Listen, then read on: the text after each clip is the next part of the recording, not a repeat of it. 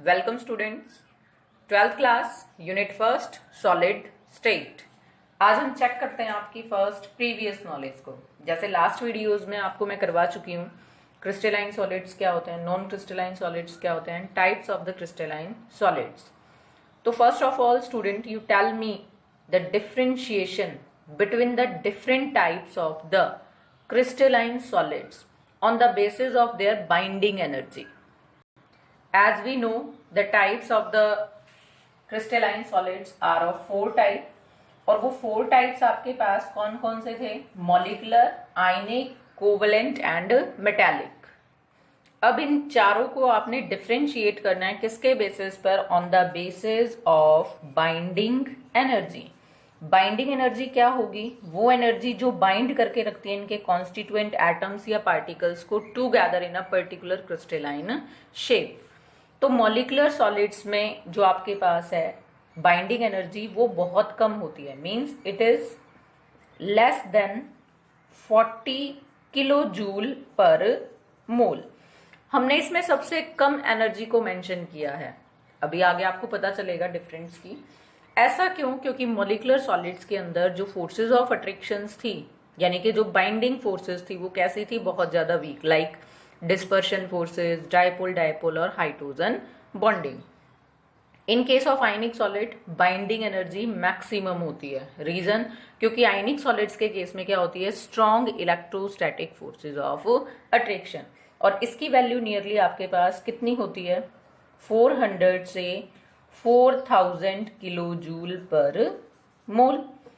In case of metallic this is 70 to 1000 kilojoule per mole, and in last in covalent this is 150 to 500 kilojoule per mole. तो generally ये binding energy paper point of view से most important है, तो इसको आप ध्यान रखेंगे।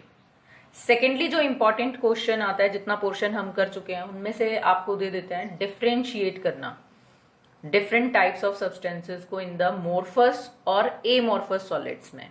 जैसे यहां मैंने कुछ आपको सब्सटेंसेस दिए, जैसे है आपके पास naphthalene, Teflon, polyurethane, benzoic acid, fibre glass, polyvinyl chloride. Cellophane क्या होता है? 4% नाइट्रोसेलुलोज सॉल्यूशन। पोटेशियम नाइट्रेट है, कॉपर है, जिंक सल्फाइड। तो अब आपको इसको डिफरेंशिएट करना है मॉर्फस और एमॉर्फस के अंदर। तो अगर हम क्रिस्टलाइन की बात करें, फर्स्ट ऑफ ऑल नेफ्थलीन है आपके पास, ऐसे ही आपके पास KNO3 है, कॉपर है, जिंक सल्फाइड है, और यहां से आपके पास ये क्या आ जाता है? Benzoic acid. तो ये सारे के सारे हमारे पास कैसे हैं? Crystalline solid. बाकी बचा कौन कौन हमारे पास है? जैसे टेफ्लॉन, इधर कौन बच गया? सेलोफेन है, पॉलीयूरेथेन आपके पास बच जाता है, PVC है, फाइबर ग्लास है। तो ये किस कैटेगरी में आएंगे? These are in the amorphous solid because they do not have any particular crystalline shape just like the particular true solids. ऐसे ही आपको एग्जाम्पल कोट करके पूछ सकते हैं कि differentiate the given solids as ionic, metallic, molecular और network, या फिर मोर्फस और एमोर्फस के अंदर। जैसे आपको एक एग्जाम्पल और कोट करते हैं यहाँ। इन सभी को अगर हम ऑब्जर्व करें तो इजीली हम इनको डिफरेंशिएट कर सकते हैं। सबसे पहले हम इनमें निकाल के चलते हैं आयनिक सॉलिड्स को। आयंस की फॉर्म में जहां पर कॉन्स्टिट्यूएंट पार्टिकल्स हैं वो सिर्फ आपके पास ये 2 हैं। ये किसकी कैटेगरी में आ जाएंगे? इन केस ऑफ आयनिक सॉलिड्स। फिर हम इनमें से निकालते हैं मेटल्स यानी कि मेटालिक सॉलिड्स को। मेटालिक में कौन आएगा? एक आपके पास ब्रास यानी कि एलोय, दूसरा आपके पास ही आ गया rubidium. These are the metallic solids. Third हम फाइंड आउट करें इनमें से मॉलिक्यूलर। मॉलिक्यूलर में आपके पास कौन कौन सा आएगा? P4O10 सॉलिड कार्बन डाइऑक्साइड है, आयोडीन है आपके पास, P4 है। तो ये किसके अंदर आएंगे? These are under the category of molecular. Network solids में आपके पास कौन कौन रहेगा? Graphite, silicon carbide. और कोई पॉसिबल है क्या? Yes, one of this silicon, क्योंकि सिलिकॉन में भी क्या होता है? इस तरह से नेटवर्क लाइक स्ट्रक्चर होता है। सिलिकॉन की वैलेंसी कितनी होती है? 4। तो वो इस तरह से अपनी 4 वैलेंसीज को पूरा करता है और कैसा स्ट्रक्चर बनाता है, कोवेलेंट नेटवर्क लाइक स्ट्रक्चर। और लास्ट में बचा आपके पास कौन, प्लास्टिक। प्लास्टिक किसकी कैटेगरी में आ जाएगा, under the category of amorphous solids. तो these questions are quite important with respect of paper point of view, तो आप इनको ध्यान से करेंगे। नाउ द टुडेज टॉपिक जो आज हम डिस्कस करेंगे वो हमारे पास क्या रहेगा, क्रिस्टल लैटिस और द स्पेस लैटिस। अगर क्रिस्टल और स्पेस लैटिस को डिफाइन किया जाए तो हम क्या डिफाइन करेंगे कि ये एक रेगुलर अरेंजमेंट है किसकी, कॉन्स्टिट्यूएंट पार्टिकल्स की, जो क्या करती है हमें, that gives rise the formation of 3 dimensional network like structure. तो the regular arrangement of constituent particle that leads to the formation of 3-dimensional structure that is known as the crystal lattice। अगर आपको last video का ध्यान है तो हमने structure बनाया था किसका, NaCl का।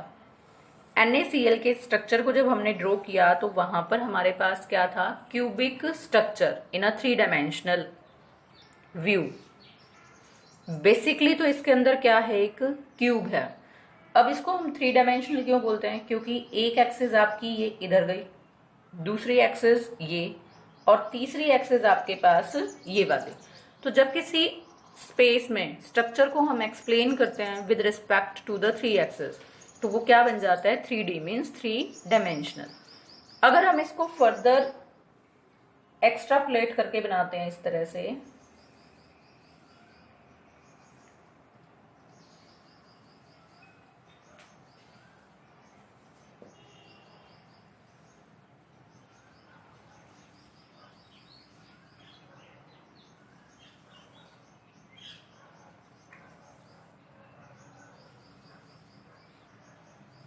तो ये आपके पास कंप्लीट रिप्रेजेंट करता है किसको, एक क्रिस्टल लैटिस या स्पेस लैटिस को।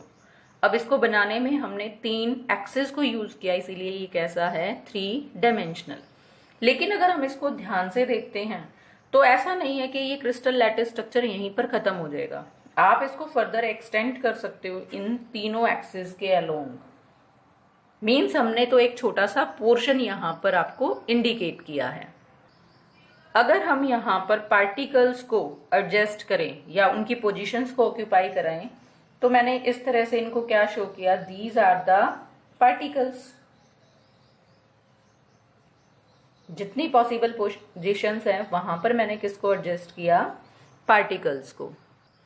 अब जो मैंने ये पॉइंट्स आपको शो किए, ये पॉइंट्स किसको रिप्रेजेंट करते हैं, पार्टिकल्स को, जो किसको ऑक्यूपाई कर रहा है, पोजीशंस को इन द क्रिस्टल लैटिस या फिर स्पेस लैटिस। तो हम स्पेस लैटिस को और भी डिफाइन क्या कर सकते हैं, the arrangement of the infinite set of these points. और यहां अगर हम डिफाइन करें लैटिस पॉइंट को या फिर लैटिस साइट को, तो हम क्या कह सकते हैं, the position which are occupied by the atoms, ions, particles means constituent particle जिन पोजीशंस को ऑक्यूपाई करते हैं किसके अंदर, स्पेस लैटिस के अंदर, वो क्या कहलाते हैं, आपके लैटिस पॉइंट या फिर लैटिस साइट। अगर हम इस क्रिस्टल लैटिस स्ट्रक्चर को ध्यान से ऑब्जर्व करें तो हम क्या देखेंगे कि यहाँ पर रिपीटिशन है किसका, इस तरह से एक छोटे से क्यूबिक स्ट्रक्चर का। बार बार यही cubic structure repeated over and again in the different direction, और हमें क्या दे रहा है, ये कंप्लीट क्रिस्टल लैटिस स्ट्रक्चर। तो वो स्मॉलेस्ट पोर्शन जो बार बार रिपीट होता है in a 3 dimension to give the complete crystal lattice structure, उसका नाम क्या बन जाता है, यूनिट सेल। अगर इस फिगर के अंदर हम सॉर्ट आउट करें किसको, यूनिट सेल पोर्शन को, तो मैं इस पोर्शन को ग्रीन से हाईलाइट करके यहां पर शो कर रही हूं।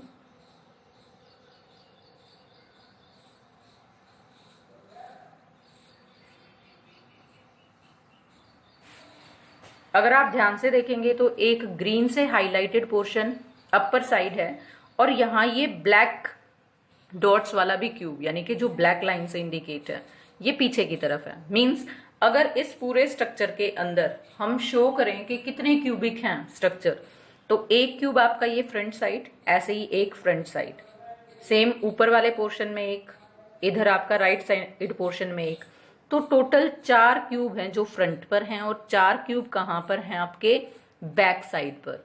तो टोटल यहाँ पर कितने क्यूबिक स्ट्रक्चर हैं? 8। मीन्स उनमें जो छोटा पोर्शन है, जो ये हाईलाइटेड आपको शो किया, वो छोटा पोर्शन ही क्या है? यूनिट सेल, जो बार बार रिपीट होकर आपको क्या दे रहा है? क्रिस्टल लैटिस को। अब जो आपके पास यहाँ पर कंट्रीब्यूशन निकाल के चले, मीन्स हमने इस तरह से क्यूब को ड्रॉ किया। बेसिकली क्यूब के अंदर कितने कॉर्नर्स होते हैं? 8। 1 2 3 4 5 6 7 और 8। तो जो एक कॉर्नर पर आपका पार्टिकल है, अगर हम उसका कंट्रीब्यूशन देखें इस क्यूबिक लैटिस स्ट्रक्चर के अंदर, तो उसका कंट्रीब्यूशन कितना आएगा? 1/8।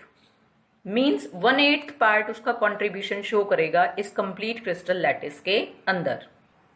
जैसे अगर हम इस बड़े स्ट्रक्चर को इसके साथ सिमिलर माने, तो मैंने माना कि ये वाला आपका ये कॉर्नर पार्ट है, ये कॉर्नर वाला एक पार्टिकल हमने एज्यूम किया। अब ये कितने के साथ अटैच है? 1, ये इधर 2 और ऊपर चला जाएगा तो 3। अब इसका कंट्रीब्यूशन इसके साथ भी तो है, यहाँ इस पार्टिकल के साथ भी। तो हमारे पास टोटल यहाँ पर कितने के साथ कंट्रीब्यूशन आया इसका? 4 के साथ। लेकिन जब हम इस स्ट्रक्चर को एक्स्ट्रापोलेट करेंगे, बढ़ाएंगे, कहाँ पर? लेफ्ट राइट आगे पीछे, यानी कि 3 डायमेंशन फॉर्म में, तो फर्दर ये कितने के साथ और कंट्रीब्यूट करेगा? 4 के साथ। 4 हमने यहाँ शो किए, 4 आप इसको आगे बढ़ा के इसी क्यूबिक स्ट्रक्चर को आगे बढ़ाओगे तो वहां पर शो होंगे। तो मीन्स अगर यहां पर इसका कंट्रीब्यूशन देखें तो कितना आएगा? 1/8। आई होप आपको ये समझ आया होगा कि क्रिस्टल लैटिस क्या होता है, यूनिट सेल क्या होता है, लैटिस पॉइंट हम किनको कहते हैं। अब हमारा नेक्स्ट टॉपिक रहेगा types of the unit cell.